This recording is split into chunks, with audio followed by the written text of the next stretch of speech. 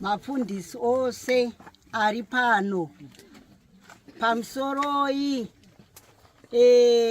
kana pane vamwe vatumwawo nemasabhuku ndiri kuonawo pane mamwe madzimai nana baba vatumwawo nemasabhuku akatitenderedza vana kunaka uyo atumwa nasabhuku wake pamusoroi.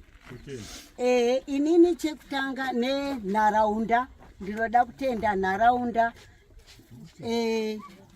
nayo mhuri yababa Jimu tichikutenda tichiti pamusoroi kuna overseer Betty Zove. Inini maona ndiri sabhuku ndakapfeka pini ndiri pastor ndine chechi iri pano pamushapa. Muchiona ndichiita chivanho chandiri kuita ichi ndinoda kutanga ndazvipa first introduction kuti why did I do that. Mandiona sei sasabhuku ndiri kutsvaira sasabhuku ndiri kuita chivanho. Inini I was married to a Malawian man. Hakusi kuroorwa chete nemurume wechiMalawi. Ndaiita up and down kumusha kwemurume wangu since 1968 wandakaroorwa. I've been going to Malawi for more than 20 times. Zvino murume wangu anobva sepa Jonas apa. Vana baba kandiado semamasero.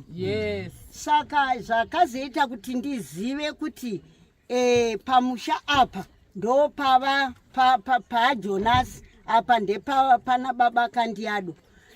Pane mumwe murume wekumbare muraini medu aitituma nguva nenguva, iye anga asingaende kumusha munheye, aitituma kunopa hanzvadzi yake gumbeze, taitakura gumbeze. Saka gumbeze iroro taisvika kunopa mukadzi uyu gumbeze, but ndo pamusha pakandiado. Saka inini I know original pamusha panobva mbuya. Saka ndinotove muroora wavo vechokwadi nokuti ndinotoziva where she come from. Saka zvadaro inini ndinopa kutenda zvakanyanya zvaitwa nemhuri yababa Jimu nevazukuru vese. Ndinoda kukutendai kuti mapa respect yakaoma kuvabereki venyu.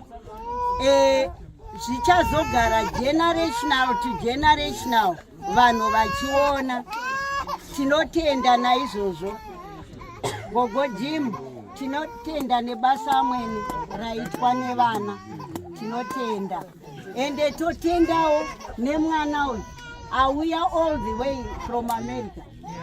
All the way from America, irrespect yakakura kwazvo. Manzwa achiti inini ndabva kuAmerica ndauya in respect of grandfather wake na uncle wake. Chinhu chakakura, tinozvitenda zvawaita mwanangu, tinokugashira. Saka tinotenda neuvepo hwenyu. Tinotenda ava vanhu vatigere navo, tinogara navo zviri so peaceful. Vanhu ivava hatina chimwe chinhu chatinomonzwa ufunge muzukuru kana chakaipa kana chakaita sei. Saka aiwa tinotenda mafundisi, tinokutendai nebasa ramaita. Overseer Betty Zove, tinoda kukutendai nemhuri yenyu nebasa ramaita.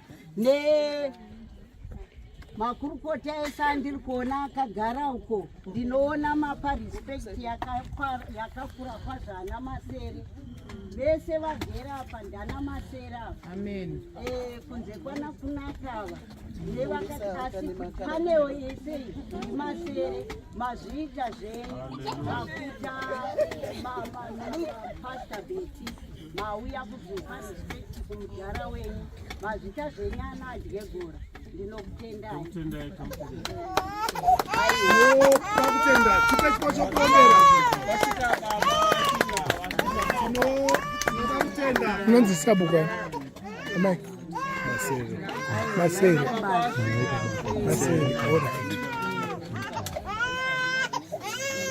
right.